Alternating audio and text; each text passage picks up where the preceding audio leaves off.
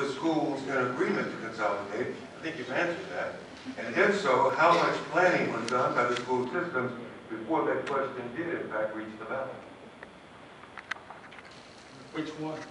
The West Point or the... Oh, this is totally separate question. Yeah, but I'm saying, is that in reference to the West Point or the LaGrange consolidation? It did not state that. If it's in reference to the LaGrange consolidation, absolutely none. Because in the county, we didn't believe it was going to happen. And the Justice Department was going to dictate to us that we had to have a plan that they would approve.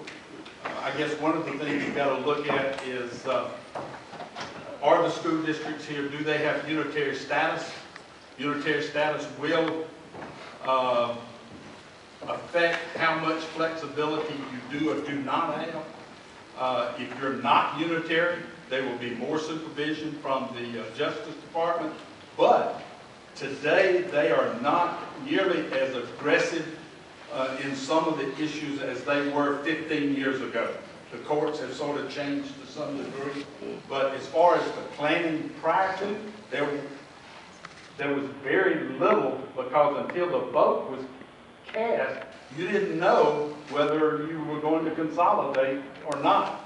There had been a study done by the University of Georgia, I understand, in which the Carl Vinson Institute had recommended not consolidating. That was 2 years prior to that. It was in 1990. Prior to that, there had been discussions on it. In fact, at one time, the LaGrange City, you were there at the time, didn't Cal, I mean not Cal, but McAllister. Mr. McAllister served as superintendent for a short period of time of both school districts. And then they decided not to consolidate, and it went back.